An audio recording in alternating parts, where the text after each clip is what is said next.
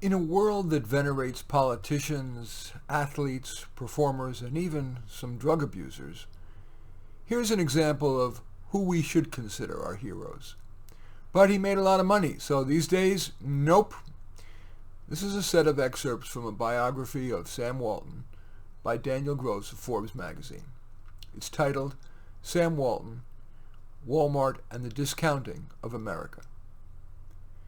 Samuel Moore Walton was a small-town kind of guy. He lived in the same neighborhood in Bentonville, Arkansas, for 40 years. He rose early every day and had breakfast with the locals. On Sunday, he was the sort to invite a struggling young family out to lunch with him and his wife, a quiet, neighborly way to be generous. "The secret is work, work, work," said Thomas Walton to his two boys, Sam and James. Thomas was a farm loan appraiser, a dismal occupation during the 20s in Oklahoma, where Sam was born. Thomas worked long hours, and he and his wife Nan moved to a string of little towns in Missouri. Sam Walton attended the University of Missouri and received a business degree. He thought about going to graduate school in the East, but accepted a position as a management trainee at a J.C. Penney store in Des Moines, Iowa. Known as Hustler Walton in college, he wasn't anxious to go into retail at first, but he was impressed by the Penney store, especially by its philosophy of customer service. Work in retail suited this earnest, ambitious young man. "I didn't start as a banker or investor or doing anything else other than waiting on customers," Walton wrote in his company employee magazine. He continued in that article, "Many people who run big companies never ring cash registers nor wait on customers. So I've always appreciated what it meant to be a sales clerk and how much a salesperson can influence a customer." Walton interrupted his career to join the service a few months after the U.S. entered World War II. After the war, Walton, like many veterans, was brimming with confidence and in a hurry to make up for lost time. He didn't return to pennies. He borrowed $25,000 from his father-in-law to buy his own business, a Ben Franklin store in Newport, Arkansas. By 1950, Walton had developed the store into the most successful in his region. That year, however, he lost his lease. Forced to sell out, he moved to Bentonville, where he purchased another Ben Franklin store. Through the 50s, Sam Walton continued to add Ben Franklin stores, and as he did, he learned the first lesson of his empire-building days to come. Large stores could succeed in towns of fewer than 5,000 people if they offered some inducement to rural folk to make a drive of 10 to 20 miles. Walton studied other chain stores around the nation. When he heard about a pair of Ben Franklin, quote, self-service stores in Minnesota, he took a bus to see them. Most stores of the day were organized around counters at which clerks would show merchandise on request. The new self-service stores put items out on the shelves where customers could compare them. The store's lower overhead allowed lower prices. Walton returned home from Minnesota to open a self-service store of his own, which he called Walton's Five and Dime. "One of Sam's greatest contributions to Walmart," said a manufacturer who worked with him for decades, "was his attitude toward experimentation. He constantly encouraged us to experiment on a small basis, and if the idea worked, roll it out. If it failed, try something else. It was his attitude of keep trying and don't be afraid of failure." Walton took a look at the S.S. Kregsky dime store chain's new entry in the discount niche. It was called Kmart. Other discount stores had a flimsy fly-by-night air, but Kmart was well-planned and well-stocked. No sooner did Walton return home than he chose a site for his own version of a discount mart. The first Walmart Discount City was located in Rogers, Arkansas, population 54,500. Opening day was July 2nd, 1962. Sam Walton made only a small profit with that Walmart, but he carefully honed his new store, adjusting the display, improving the product mix, and constantly trying to establish better sourcing.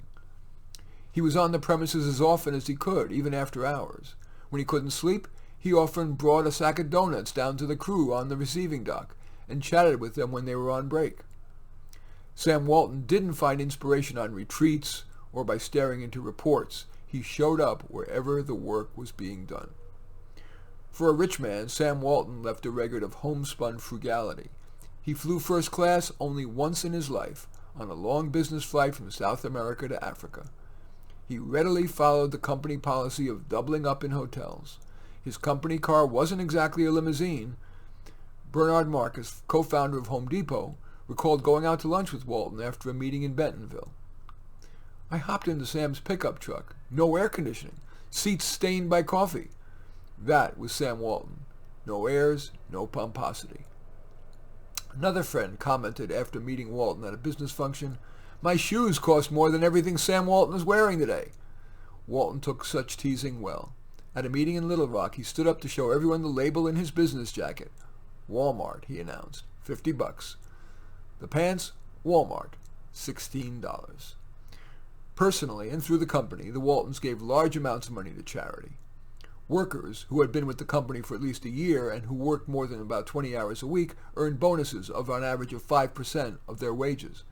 The profit sharing was held on account until the worker left the company, and since it was paid in high-flying Walmart stock, many managers retired as millionaires. And so did many hourly employees. Even as the chain expanded, Walton continued to visit a handful of stores every week, flying from site to site. Sometimes he spent his day riding in a rig with a company driver, making deliveries to stores. Normally, he would simply enter a Walmart unannounced and look around before going to the public address system to introduce himself to associates and customers. Not all his visits were pleasant. If he found a store that was dirty or disorganized, he closed it on the spot for improvements. More often, though, a Walton visit was like a campaign swing from a political candidate, as he walked through the aisles, hearing out complaints and trading kind words. For all his easygoing charm, he was a sharp-eyed storekeeper when gathering data. Sam Walton maintained an open invitation for any associate to contact him personally with a store problem, a comment, or an idea. Any of them who wrote a letter received a personal reply from Walton. Any who made the trip to Bentonville received an appointment with Mr. Sam, as many employees called him. Lower prices for the customers started with the company's buyers, who were notoriously cold in an industry used to glad-handing. Over the years, Walmart's insistence that it would not meet with manufacturers' reps infuriated the industry. But when Walmart could enforce the ban, it claimed a saving of 6%. Some manufacturers, like Procter & Gamble, did eventually work with Walmart to remove excess layers from the sales process. Walton wanted to work with any sources that would work with him in any way to lower prices for the customer. A warehouse by itself is the dull backstage of retailing, but a Walmart distribution center was engineered to do more than feed products into stores. It was designed to lower costs. Early on, Walmart found that it could truck goods at lower cost than most manufacturers could, and so it insisted on making most purchases without exorbitant delivery charges included. Walton's fleet would instead pick up the products at the factory door. 3/4 of the stock in a store were delivered directly from a Walmart distribution center. The distribution centers were to become, quote, smart warehouses, receiving inventory reports directly from store registers as part of the Walmart computer system.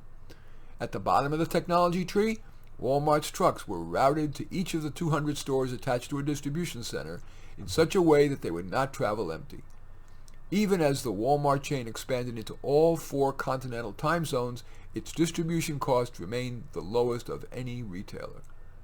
The obituary of Sam Walton in the New York Times referred to his fortune, but that probably wouldn't have meant as much to Walton as the mention a few paragraphs below of a Walmart cashier who in her retirement account in $1992 had $262,000. In any event, I thank you for watching. I welcome your thumbs up and accept your thumbs down. I always look forward to your comments and especially like it if you'd share it on your social media so that my efforts can have broader impact.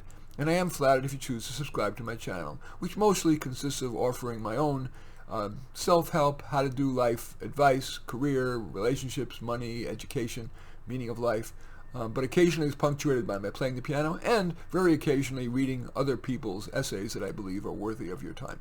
In any event, I do thank you for watching. I am Marty Nemko.